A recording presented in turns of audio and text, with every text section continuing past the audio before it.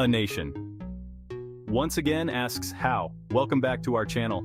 You probably thought you were done with this whole Trump thing, but here we are, staring at the smoldering wreckage of the 2024 election and asking ourselves, how did this happen? Today we're diving into the top 10 reasons why Harris lost to Trump. Now, I'm not saying Kamala Harris ran a bad campaign. Okay, maybe I am a little bit. Imagine a restaurant where the food is perfectly fine but instantly forgettable. That was the Harris campaign. Meanwhile, Trump's campaign was like being served a bucket of live scorpions. Terrifying and unforgettable. Harris tried to run on hope and unity, which is about as effective as trying to put out a dumpster fire with a water pistol.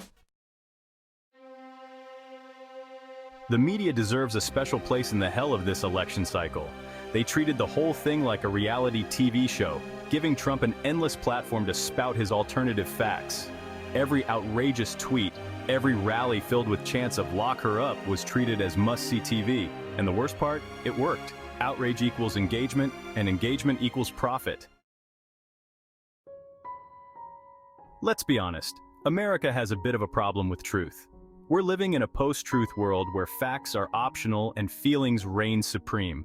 Trump tapped into a deep vein of anger and resentment, convincing people that their problems were caused by everyone but themselves. He told them what they wanted to hear, regardless of reality, and many were happy to buy it. Remember the debates? Like watching a car crash in slow motion while someone screams yakety sax in the background. Harris tried to be the voice of reason, but reason doesn't stand a chance against a man who can sniff out a microphone like a bloodhound. Trump interrupted, obfuscated, made up words, and somehow it just worked. In the theater of the absurd that is American politics, the loudest voice often wins. Endorsements. Because who needs policies when you have Oprah? Endorsements are supposed to sway voters, but do people actually base their political ideology on celebrities? Trump had his usual cast of characters. Kid Rock, Ted Nugent, that pillow guy. Harris had, well, she had some people. I'm sure they were very nice people. In the battle for the hearts and minds of the American people, sometimes it's less about policy and more about who can get the most Instagram influencers. Policy? You want to talk about policy? Let's be honest. Policy is about as exciting as watching paint dry. Trump kept his message simple. Build the wall, drain the swamp, make America great again. It resonated with people tired of feeling ignored. Harris tried to appeal to people's better angels, which is admirable, but about as effective as trying to reason with a rabid badger. Voter turnout.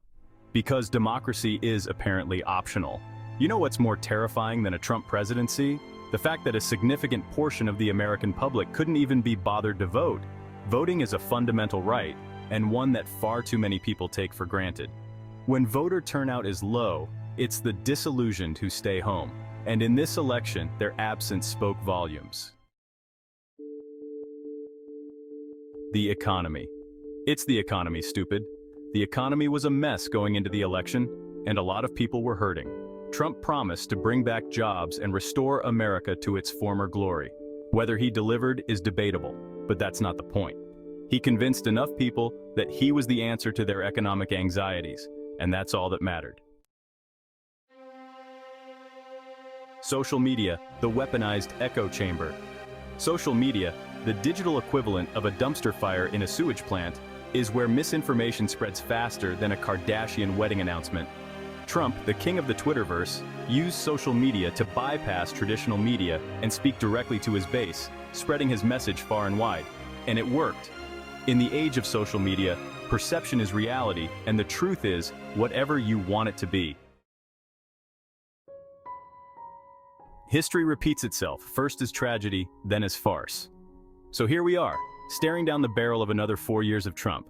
How did we get here? Those who cannot remember the past are condemned to repeat it. We allowed ourselves to be divided, manipulated, and distracted by outrage and spectacle. Now we're all paying the price. So, what now? Thanks for watching. If you found this video insightful, don't forget to like, share, and subscribe. Let us know in the comments what you think were the key reasons for Harris's loss. It's depressing and infuriating, but we can't afford to give up. We have to learn from our mistakes, hold our elected officials accountable, and keep fighting for the future we want. Because if we don't, we're just letting the bad guys win.